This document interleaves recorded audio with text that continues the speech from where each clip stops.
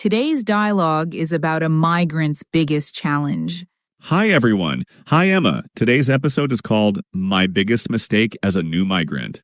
And if you're learning English as an adult, don't miss this episode because it might change the way you study forever. All right, let's get back to the podcast before I reveal too many secrets. So, what was your biggest mistake as a migrant? I think many of our listeners can relate to that feeling. I used to do that too. My biggest mistake was translating every single word into Spanish in my mind. So, how did you fix that? I stopped translating word by word. Instead, I started connecting English words directly with images, actions, and situations. Can you give us an example? Sure. When someone at work said, "Could you give me a hand?" I looked at my own hand and felt confused. I was translating word by word. Later, I learned that it simply means, "Could you help me?" After hearing it many times, I stopped translating and understood it instantly. That's a powerful technique. Let me tell you a funny story from my first month in Australia. I love these stories. What happened? One day, I wanted to tell my manager that I was excited about my new job. Sounds good so far. But instead of saying, "I am excited," I said, "I am excitedly." Oh, no.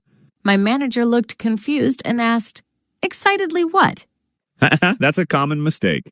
Yes, I didn't know that excited is an adjective and excitedly is an adverb. So what should you have said?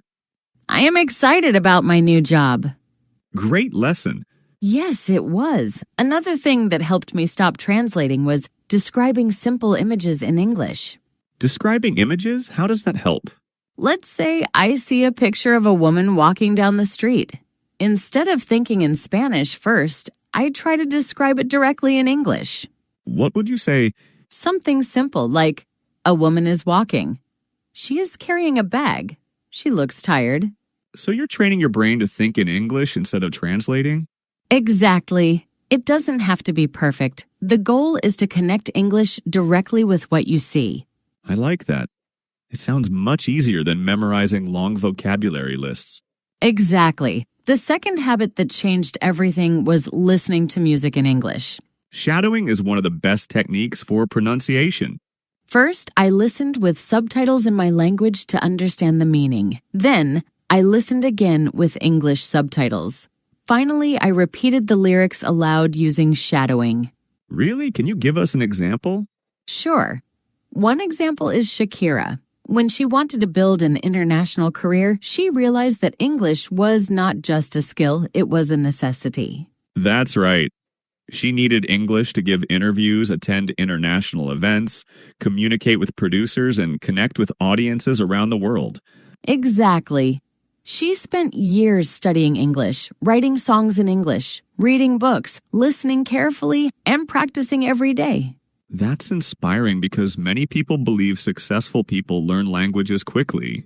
But success usually comes from persistence, not perfection. So the secret isn't talent, it's repetition and consistency. Absolutely. What was the third habit that helped you? Speaking English every day, sometimes with friends and sometimes with myself. With yourself? Yes. I talk to myself while walking, cooking, or waiting for the train. Did you know that people have thousands of thoughts every day? Really? Yes, imagine if some of those thoughts were in English. That's a fantastic exercise. Small changes create big results. The fourth habit was setting daily goals. Like learning 5 new words every day? Exactly. Small goals create discipline. Discipline beats motivation. Every time. Many listeners may think they're too old to learn English. That's one of the biggest limiting beliefs. A great example is Colonel Sanders, the founder of KEFC. He built his business when he was in his 60s. Imagine that. Most people were slowing down, but he was starting a new chapter of his life.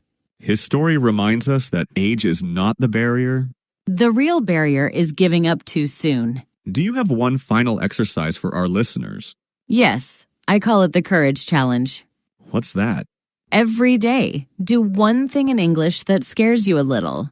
Ask a question, start a conversation, make a phone call, or speak to someone new. That's where growth happens. Exactly. Resilience is not about avoiding fear. It's about moving forward despite fear. Before we finish, let's review today's vocabulary. Great idea. Persistence equals continuing even when something is difficult. Persistence. Example.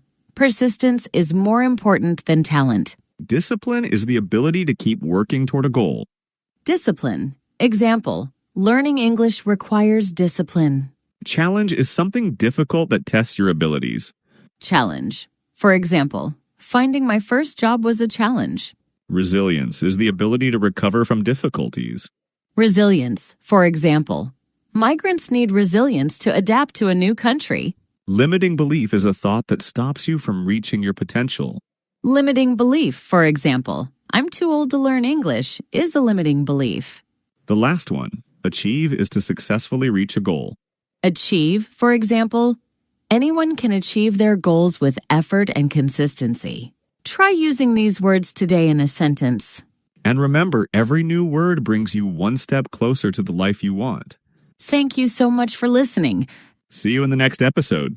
Keep learning, keep growing, and never give up on your dreams. Bye, everyone.